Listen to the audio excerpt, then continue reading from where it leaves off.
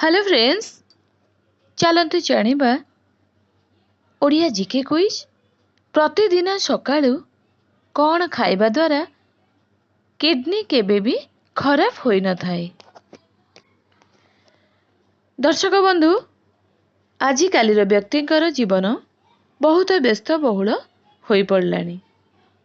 हेले सेही मध्यरे भी व्यक्ति निज मन को खुशी करी निज जीवनर चलापथरे आगे चलीछे। तेबे दुनिया रे एते सारा ज्ञानपूर्ण कथा भरी होई रही जार कल्पना करबा मध्य संभव। हेले जदि व्यक्ति प्रतिदिन किछि किछि ज्ञान पड़ी थाए तेबे सेही व्यक्ति को सेही सबु ज्ञानर आवश्यकता स्थल रे बहुत दरकार पड़ी थाए।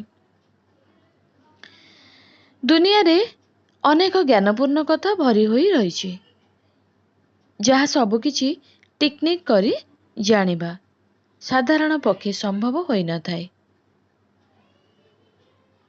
तेबे आज आमे आपण को किछि नुआ नुआ तथा मजालिया ज्ञान विषय रे कहबा पई जाउछु, जहाँ को पढ़िला मात्रे ही आपण को मुह रे एक सुंदर हस चली आसीबो।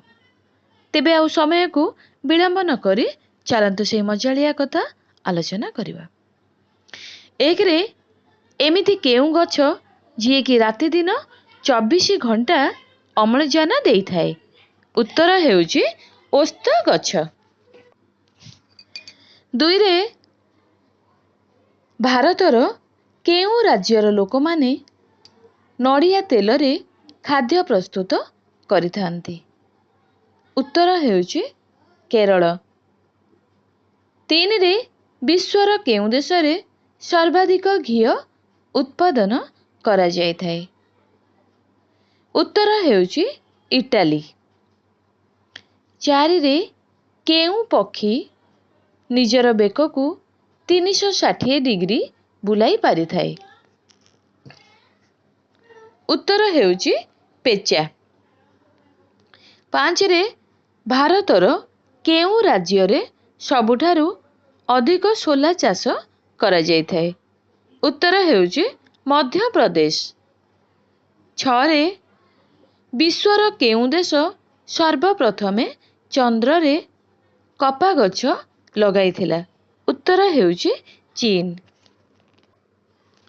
7 रे केउ जीवर लांज कटिगले मध्य पुनर्बार लांज आसी जाय थाए? उत्तर हेउची झिटिपिटी। 8 रे अधिक कंचा रसुण खाइबा द्वारा केउ अंग सर्वप्रथमे खराब होई थाए? उत्तर हेउची लिभर। 9 रे प्रतिदिन सकाळु कौन खाइबा द्वारा किडनी केबे भी खराब होई न थाए? उत्तर हेउची बेल पत्र।